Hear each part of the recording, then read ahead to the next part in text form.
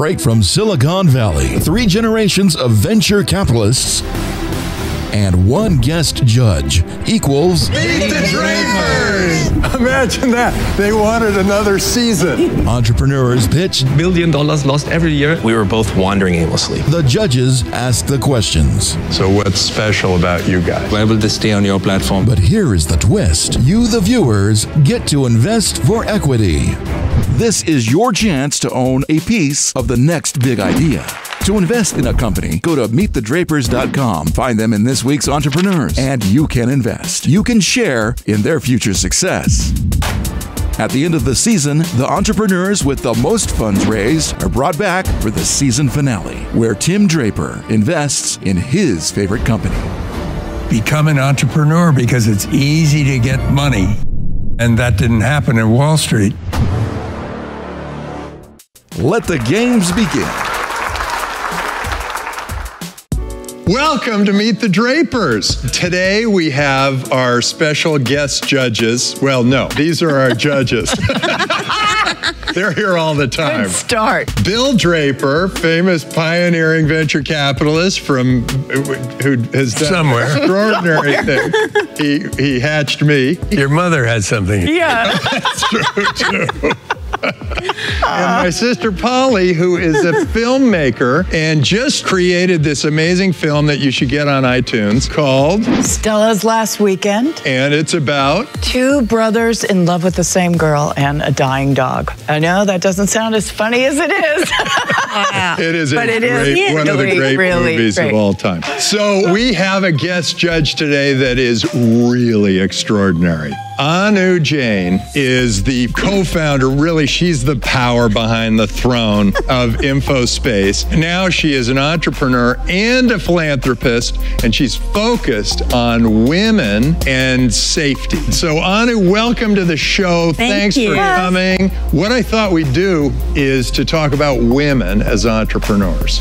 Dad, why don't you start? Well, Actually, you could. actually, I should, because I believe in women being talented. They have a new point of view that men typically would not have. And you'll find today that the women on this show will have a lot more impact than the 2 of us. Which isn't saying too much. Well, that's good. I've always operated with women partners. It has had a big impact because we get just a different point of view. Now, you 2, you're both female entrepreneurs. Do you feel like there was a glass ceiling? Do you feel like you had to overcome sex differences? And how are women changing the nature of entrepreneurship? You speak first. Thanks, Tim. I'm so happy to be here. And I mean, what better topic than talking about a woman? I'm actually we're launching a $1 billion fund campaign to build awareness around the need for women entrepreneurs to be funded. So I'm just so excited that I feel that we're finally going to start seeing some good changes happening. So Polly, what do you think? Well, under 2% of filmmakers are women. I know that when I had to join the Directors Guild, I got a call from a representative of the Directors Guild who said, we aren't sure that you're qualified to be in the Directors Guild. We'd like to send you a book on directing.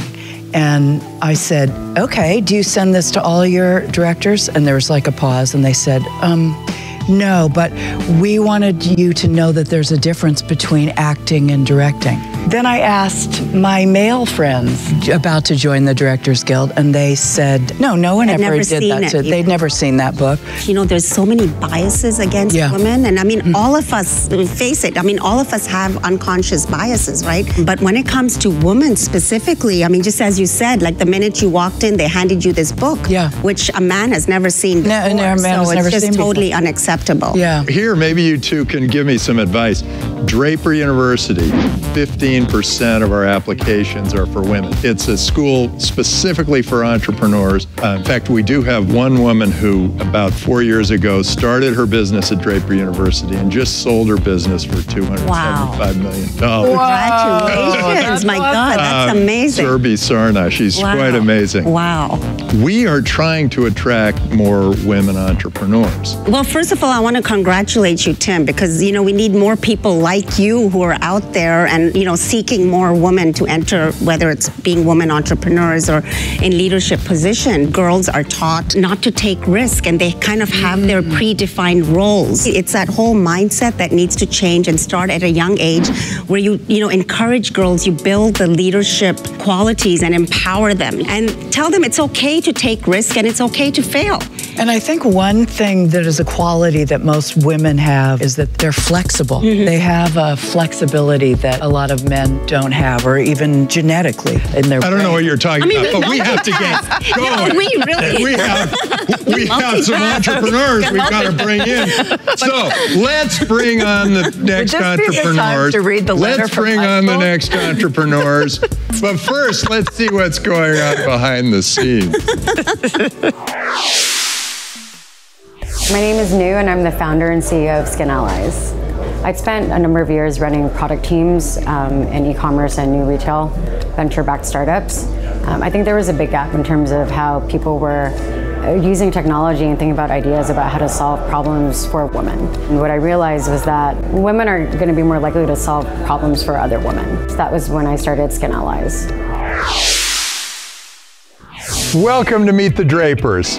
Give us your pitch. So I'm Nu, I'm the founder and CEO of Skin Allies. Skin Allies is an online retailer that leverages medical expertise and expert advice from dermatologists to custom tailor skincare regimens. Customers fill out a skin evaluation online, so we've worked with dermatologists across the country to identify the markers that will tell us how someone's skin might evolve or change over time. And we recommend a set of 6 to 8 products for them, and we ship it directly to your door. Since we're in the information age right now, people are self-diagnosing online, trying to figure out what skin conditions they have and trying to prescribe their own treatments. That's problematic for a lot of reasons, because it would be like you trying to diagnose a kidney issue that you have or something like that. What is your competence in selecting the problems in skin? Yeah, so for me, I struggled with a lot of adult hormonal acne. So I call 30 the year of hormonal rage. It was when my body was like preparing for a baby, even though I wasn't really planning on having one. I spent like hours and hours on Reddit's skincare addiction forum, talking to my friends online about what acne I had and like getting recommendations from them. But what I realized was that my friends on the internet are not equipped to give me medical advice about what works or what doesn't work for my skin. So who did give you the advice that you... Yeah, so I went to see a dermatologist through a friend's recommendation, and she was unlike any other dermatologist that I'd seen before. Derms they're incredibly costly. You know, it's like about $1,200 to see one. It's an elective consultation, so most insurance plans actually don't cover it. But this derm in particular she was obsessed about ingredients, and so she was making bespoke face oils for me that were actually they were personalized. So she was looking at my genetic profile. For example, active ingredients will perform differently on different types of skin. Yeah, and different genetic personalization is so important. Yeah. How do you make money? Is it a subscription or is it per box? So we're a 3-sided marketplace. So on one side, consumers, doctors, and brands. We only work with over-the-counter skincare, so this doesn't require any FDA regulations or approvals. And what we're doing is we're disseminating the experts' knowledge, and we feed them a set of data from the customers based on their evaluations, and they go in and they actually assess their profiles for risk factors.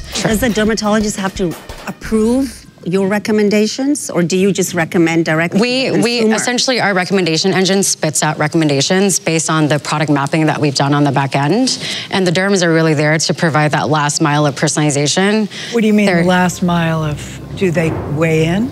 Yeah, so they actually can override recommendations from the engine itself. So you just need the dermatologist to sort of say, okay, go ahead, put avocados on your face.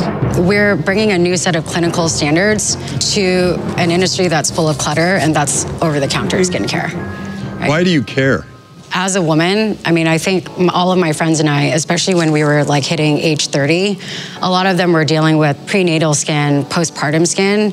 So that's essentially your fetus is taking all of your nutrients for like sucking the life out of you and your skin. It's kind of your first. Did you have a girl? Do you have a baby? I actually have never had a baby. Oh. I'm so still, why does this matter to you? I saw a lot of my friends going through that, and I myself was experiencing hormonal skin issues when I turned 30. But I think a lot of it also is from your gut. And so I think that combination of finding out, you know, what's the balance in your gut and then combining it with that right skincare is the ultimate answer. Yeah. There are lots of people trying to do this kind of thing through blogs and different, but you're the first one probably that's sending boxes to people. The kits or the regimens it's a Trojan horse to get more data about what's working and what isn't working for people.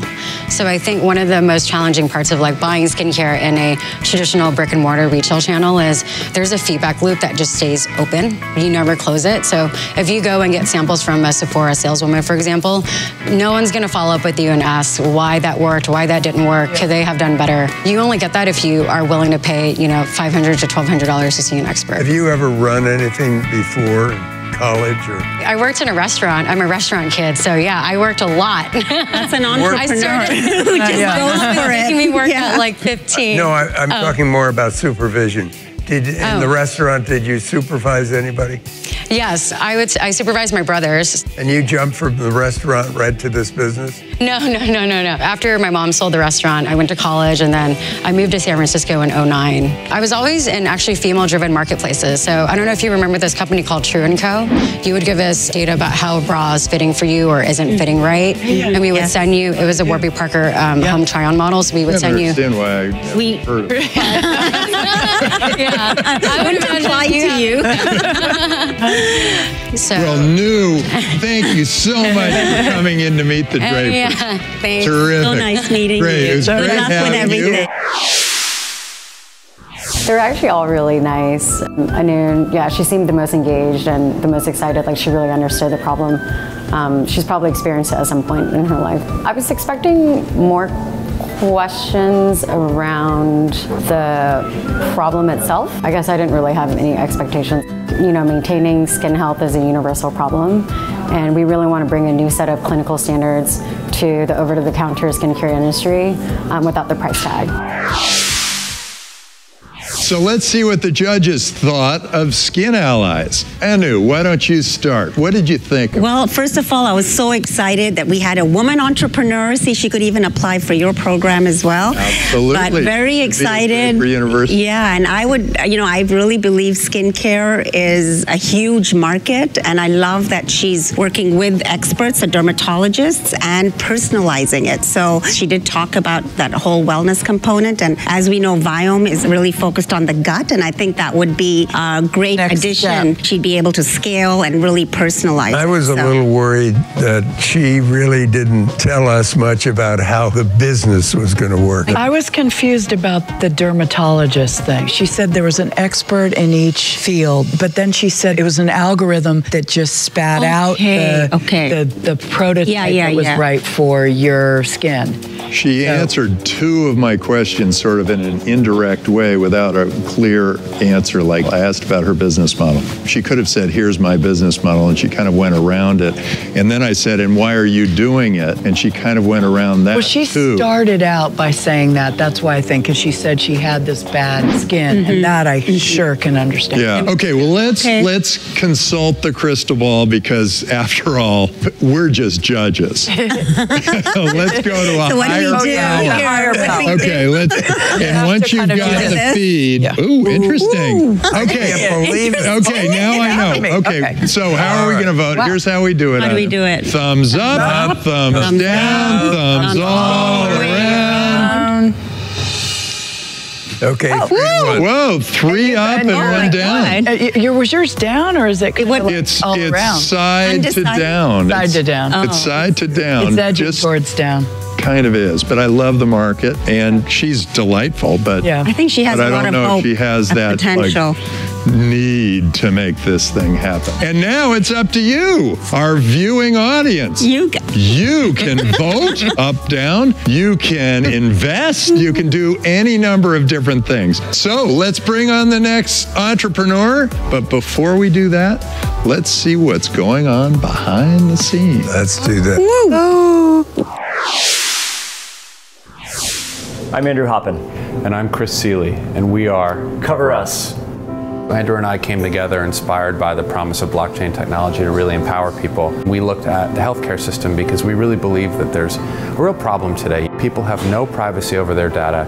It's also information that is earning hundreds of billions of dollars. At the same time, most of us can barely afford our healthcare bills. I know from being a government CIO and then a GovTech entrepreneur that government is designed to try to help people. I also know intimately from the inside where and when government falls short. A lot of things in our society, including healthcare, people are just cut off from their ability to actually interact with each other and to actually make money where they should and to actually choose what to share and what to keep private.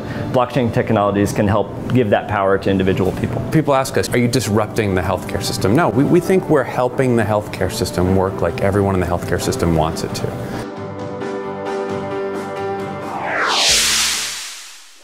Hello, Drapers and Jain. I'm Andrew Hoppin. I'm a former NASA planetary scientist and government CIO turned civic entrepreneur with multiple exits.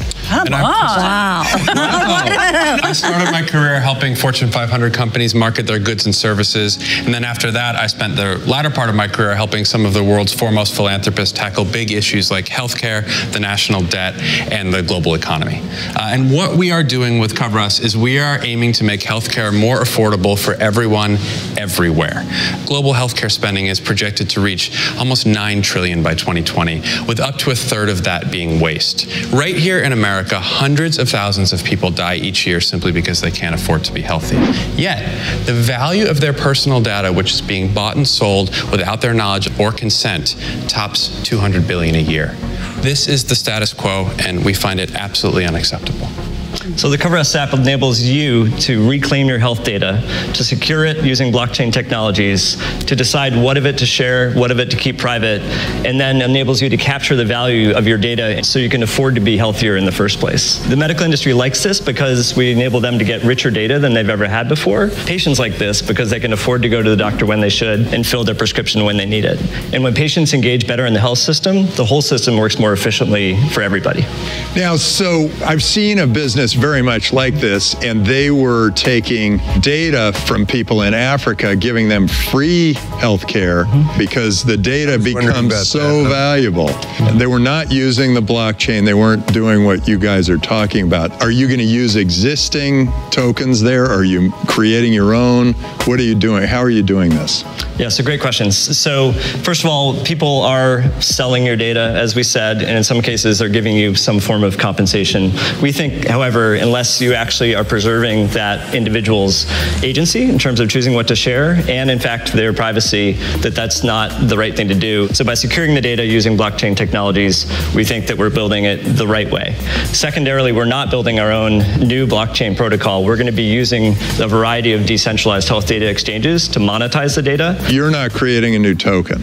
We're not. We're issuing a stable coin, which is our rewards currency, which adds additional incentives. This is your own stable coin. It is. You're creating a new coin. Correct. So that we take in fiat revenue from people that pay for your data or for your attention, and we give you a stable coin, which is your rewards currency. It can be cashed out for fiat, or you can invest and preserve that so that it grows, and we can tune the incentives. Right, so they can just take their fiat for their data and just use it for buying bear claws. Well, that's actually important. Or donuts or whatever. Certainly you could use it to buy donuts, and on some level. So you're not really creating that cycle. Well, I think you have to consider what consumers are willing to do. So in the marketing world, you have to realize that to engage people at scale, which is really where our business takes off, it's hard to tell people what to do with their money. We will certainly create incentives by using the stablecoin within our internal economy to spend it on things that are in service of your health.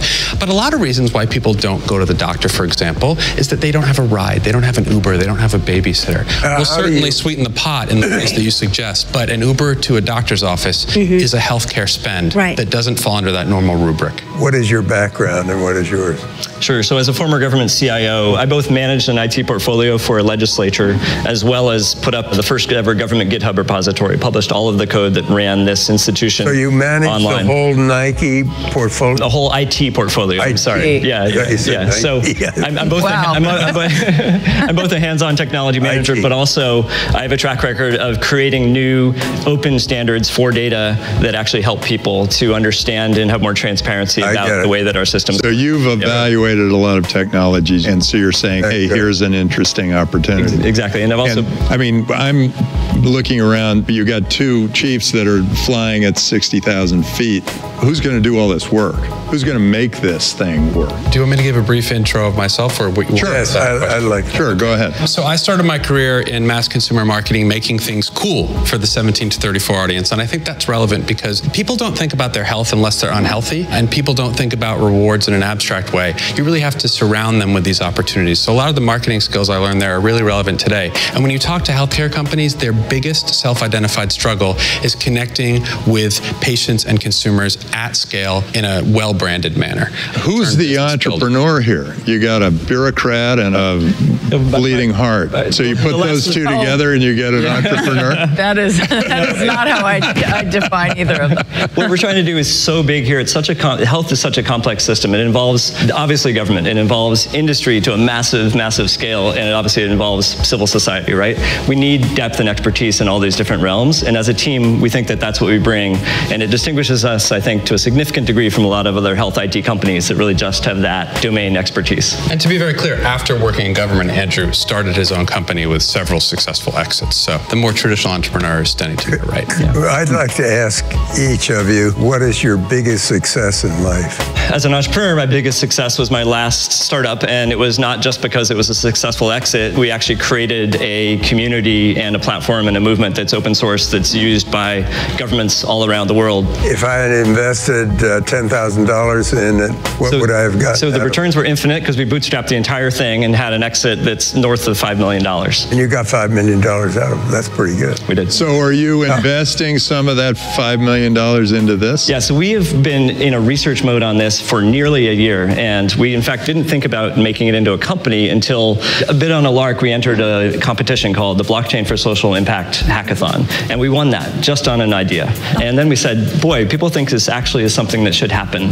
We've now decided that we're ready, and we've just closed $400,000 pre-seed, so now we're actually off to the races to complete the product. And again, who's going to build it? So the other two people on our team that are our core that are not here are a health IT expert who's implemented electronic medical record systems in many states, and then the other is a colleague from the open source community that I spoke about, and he's our engineering lead, and so he's managing the development team. I'd like to hear your story. Well, my biggest success in life is convincing my wife to marry me, and I think if you met her, that would be very clear. Can we get her to join the team? We need women on the team. I joke about that often with her, and she says, well, you can't afford me. But interestingly enough, it was validation from her former company, which is a #2 worldwide medical device company, saying that the thing that we were onto and the data that we were going to be able to pull from individuals, the self-reported data, was gold to them. Well, terrific. Well, thank you so much for coming to meet the Drapers. Good to meet you too. It was awesome. I mean, you know, they asked really great questions. The thing that we were most excited about was just getting their feedback, and I feel like we actually learned a lot. We're doing something that's inherently difficult and complicated. We're talking about a $9 trillion industry that we're trying to disrupt. We're talking about health tech. We're talking about blockchain tech, and yet what we're bringing to that table, to that universe, is the ability to actually translate these complex things for consumers and actually make a difference in their everyday lives. So it's a good exercise for us to be able to take all that complexity and to distill it down to something that can work in the context of something like a TV show. And this is why I think this TV show is so important for us. You know, if we are trying to build something that we think of ourselves as the custodian of people's health data and their money. So the opportunity to talk to not just these entrepreneurs like the Drapers, but to do so on the Republic platform and actually have regular people invest in this product, it's exactly why we started this company. So I just feel really lucky, pretty special feeling to just get that kind of time with those kind of people. So let's see what the judges thought of CoverUS. What did all of you think? Well, first of all, I thought they were brilliant. Thinkers outside the box. I like them. They had good experience to become entrepreneurs, and I always weight that very heavily. They're basically bringing the data in locally or globally and then providing the tokens to the consumer. But how is that individual benefiting into that whole wellness? That's what I'm a little about where the money went. We're going to give them the money and then that's go it. Use it, whatever. So it's not really impacting that user. But he's providing the data. Well, I asked if they're doing their own coin, and they said no. And then they said, we're doing a stable token. And I thought, that's what your own coin is. And I'm thinking, you really are not.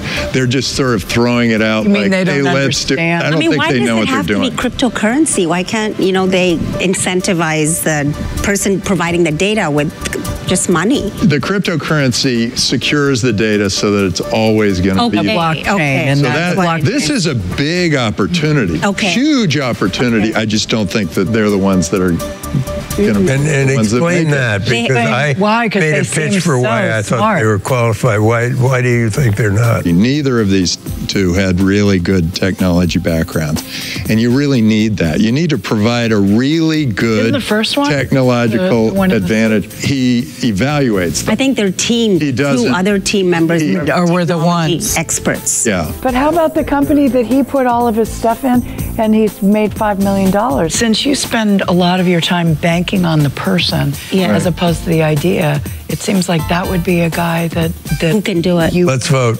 Okay. Let's hear it from the crystal ball. Because the crystal ball might give that you might things. change some things here. Okay, let's hear it. Beanie, beanie, chili beanie. The spirits are about to speak.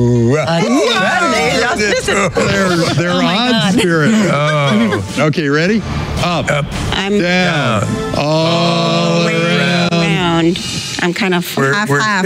Two and two. When it's a good business, not everybody gets it. When you guys started InfoSpace, I'm sure people didn't really get it. Well, it's basically perseverance, and I think the guy's brilliant, so he could potentially make this huge. So now you, the viewer, can either vote up or down or invest. You can invest by going to meetthedrapers.com and give them a thumbs up and send them some money. Yes. So let's bring on the next entrepreneur. But before we do that, let's see what's going on behind the scenes.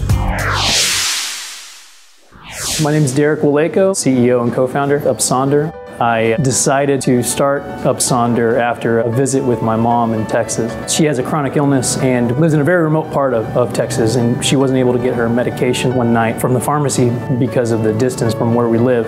I knew at that point that a drone could have made that delivery.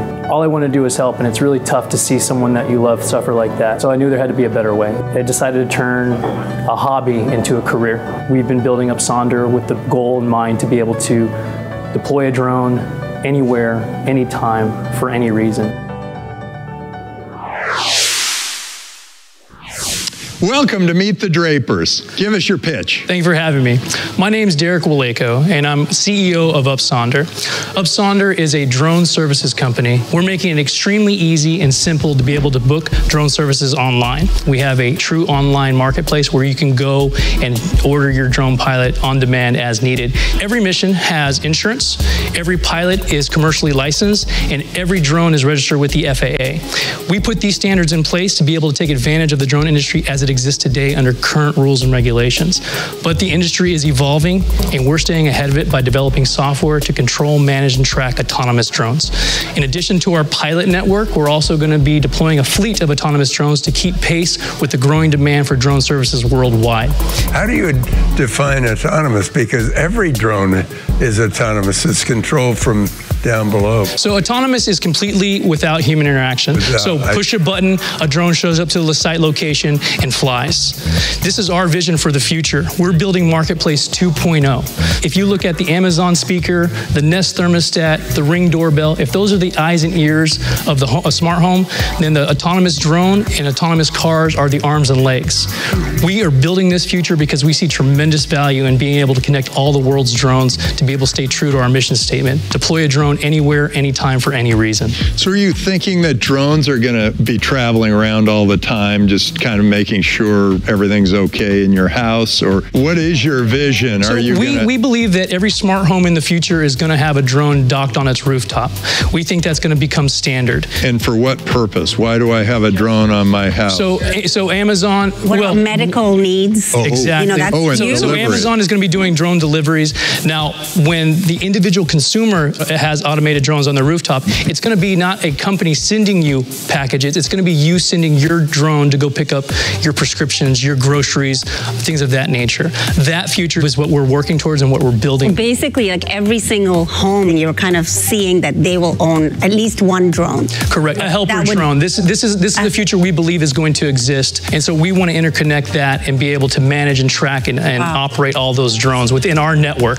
But to start with, they're not autonomous. They're being operated by professional operators. So right now, our mission is to deploy a drone anywhere, anytime, for any reason. Today, we do that with drone pilots. We take certified FAA-registered drone pilots, and we get the drones from point A to point B. And this is for inspections, this is for mapping, this is for thermal imaging. PwC forecasts that the industry is going to grow to $127 billion for drone services by 2020. So today, are you going to deal with the air traffic as well? We're not building radar to be able to track all drones. We're building software to be able to track the drones that are within our network. And in the future, people will be able to tie into our network, and then they'll be able to work with our drones, and we'll know where their drones are at as well. How many drones are in your network so far? We have almost 2,000 members across the United States right now. We can service all 50 states. We have about over 700 cities online with drone pilots. And what are your revenues? So we just exited beta this year. We've done over 50 missions. For the last 12 months, we've made $35,000. And where is that going to be in 3 years? We project next year will be 1.2 million, and in the next 3 years, it'll be over 25 million. It's mostly from remote places that you think that this will do the best? No, it's for everyone, but when we started servicing the oil and gas industry, it was out of a need from them to us. They reached out because they couldn't get pilots in a remote area to monitor a pipeline, and they actually told us they went to our competitors and they weren't able to do it. We were able to do that. We have a special relationship with our drone pilots. I understand how they think, I understand their needs, I understand how to talk to them and how to reach out to them. And we have never turned down a job because we couldn't source a pilot. And what's your background? Investment banking. I'm a drone pilot, actually, and a drone hobbyist, and there came a point where I decided to turn a hobby into a career. How big is your team? My team is 5. My CTO, Dr. Gandhi Harizade, he is an expert in database management and blockchain. My aerospace engineers, Sung and Tom, they are experts in RTK GPS. We successfully demonstrated landing a drone with RTK GPS with centimeter precision on a moving object. So this is ideally for capabilities for pairing with moving vehicles. If you failed, what would you think the reason was? I think it's education. You know, there is a huge need for drones, but the people who want them and need them don't know how to get to that. So I think it's an education thing. What we're deciding to focus on instead of spinning our wheels is the areas that we organically fell into, which is the oil and gas and real estate. Now, there's over 5 million homes that are sold in the U.S. every year that need to be marketed with great pictures and video. That's a revolving door. And we think that's the easiest application for early adoption of the autonomous drone. Just send the drone to the location, shoot the house, come back, deliver the assets. What about healthcare? Don't you think that's also another area that's going to take over most of the industry? Yes. Yes. And we have a freestanding ERs in Texas called Physicians Premier. We're in early conversations, but they've confirmed that they're willing to have our drones fly between the labs and the actual hospital itself. So this is a program that we will be starting with them. Do you have a theme song like use your drones on your home? Do you own the drone that you home? Something like drone? that. Something like that? No theme song, but Sonder in our name actually is an anagram for the word drones. Also, Sonder rhymes with yonder. You could do. Yeah, there is yonder. A song coming. Yes. Okay, great. Well, thank you so much for coming and meet the Drapers. Thank you very much. Great. Thank you. Good. Bye-bye. Thank you. Good luck. It was awesome. It was really good. I felt we got to really push across what Up Sonder's doing. Tim got it. I really think he loved our idea. I think Bill also liked the idea. It was a huge honor to be in front of these masters of investors. There were parts of our pitch that we didn't get to talk about, like the fact that we'll be building blockchain into the network. The fact that we're going to be setting up an actual energy grid to be able to service these drones. The hindsight is I want to talk more about our company. So there are some things that we didn't hit, but we did hit the main points, which was enough for them to understand the idea and the vision. The fact that we're doing business today and we're going to be doing a lot of business tomorrow. I took a home equity loan for $100,000 out of my own home, so I'm in it to win it. I'm invested in my own company. They'll be investing along with me. If viewers want to invest with Up Sonder and be a part of this future, then they can go to Republic to see our campaign. So let's see what the judges thought of Up Sonder. Did the drones have good bones? Well, I am a total believer in what they're doing. I mean, he's very qualified. This is his passion. I think his vision is right, spot on. This is where we're going to be headed. I mean, right now he's focused in 2 areas, of oil and the housing, but I really feel, there's the whole healthcare. I mean, it's just going to be going one after another. So I'm totally for this. I was confused by what he was talking about the control aspect, how he controlled the drones. His controls are, hey, let's not have these two crash into each other. Yeah. And let's keep these at different altitudes. In a network, he called it a network. So neat. Network, yeah. What'd you think? It's the best entrepreneur I've seen. Energy, intelligence, quick delivery on exactly what he was trying to do. And the concept, as you point out, is a very good one. A network in a growth market. I liked his vision. It shows us a picture of the future, and we're all kind of going, okay, I get it. Getting to his vision is going to be a real struggle, but once he's there, this is going to be an enormous business. I'm very excited. Okay, so let's go to the crystal ball. Maybe it'll tell us something else. Okay. It's not really giving us much of a I'm getting amazing vibes. Like, yes.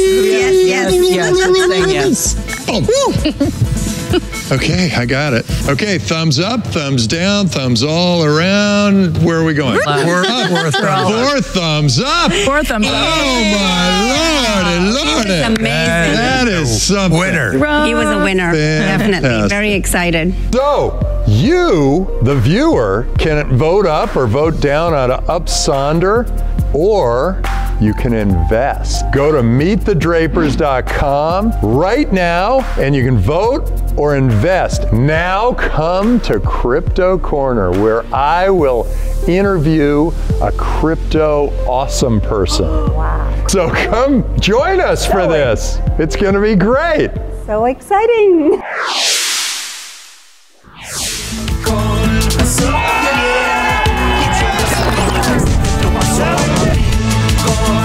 I'm here with Kavita Gupta. She is the co-founder of Consensus Ventures, whole business around Ethereum. So tell me about you. You are awesome. Thank you. You created Consensus. You and Joe. How did it all happen? How did it start? In Napa, over a drink, where I started telling him that he has created a completely wrong crypto assets. After 3 hours, completely converting and changing my tune and saying, okay, there has to be a hybrid model. Maybe we combine the traditional VC with investing into tokens. So by the end of it, he's like, you know what? You have so many complaints and you have so many ideas. Just come and run it. And that's it. I had a lot of trouble trying to understand all about Ethereum. They said, then just buy the token. And I didn't really understand what that was. How did you come around? The application of technology is what got me super excited. We saw a project which was creating sovereign identity for refugees at the border of Greece. When the doctor in Syria is going to put his degree before crossing the border,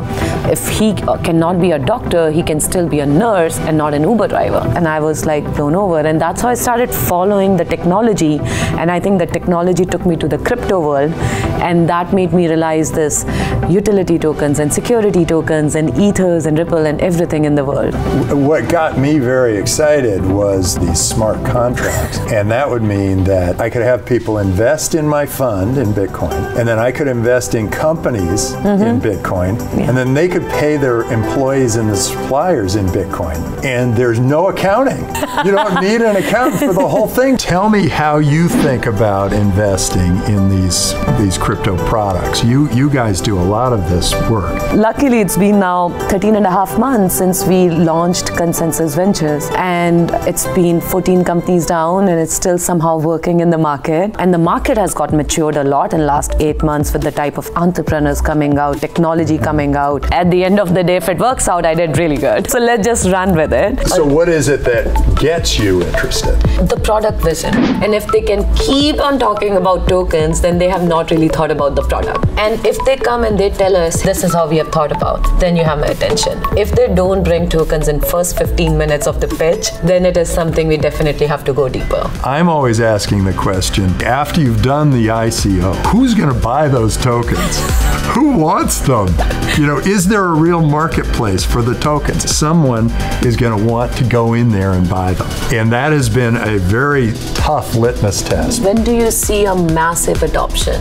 That people like you and me would be buying, let's say, our movie tickets or incentivized models around day-to-day life on smart contracts. You know, I'm always a little early in testing things and getting them going. And we at Draper University, we take Bitcoin. In fact, that has really paid off. We take Ether, and we got for rent too at Hero City. We worked out how to do it. I get these emails for 10 Bitcoin, a car, a boat for 100 Bitcoin, and a house for 1,000 Bitcoin. And there's also, you can buy 1 bucket of Kentucky Fried Chicken that you can only buy with Bitcoin. It's the Bitcoin bucket. Wow. Over the course of the next 4 years, we're going to see it more and more and more, and people aren't even going to think about it. But when is smart contract going to come into it without just like the whole speculative currency market? That is going to be so much fun. Yeah. We're going to do deals. In fact, we should do a smart contract right here on the show. Let's do it. Let's do a smart contract. What's your favorite sports team? Team India, but like... Okay, and who's the rival? I think Australia. We'll bet 1 Ether. Okay, done. And whatever happens, the other person gets 2 Ether. Done. Okay, and we'll build that into software, and we'll have this happen. Oh my God. Okay. I'm getting it. Okay, okay, here we go. Awesome. Okay, you got the field. So that may have cost me an ETH. We'll see. We'll see. Well, now we got to make another bet on Modi versus the field. We were expecting you in India last month on an innovation blockchain platform. I came by Skype. Yes. Yeah, but I'm coming next year. I want to see the filming of a Bollywood show. Done. So whatever we do, that's we'll do one a of the movie. things we have to do. Yes, we will do an amazing Shah Rukh Khan movie shooting. That sounds perfect. Since you've come a guest on Meet the Drapers, we always adopt. You are now an adopted Draper. Oh, so welcome to the family. Thank you.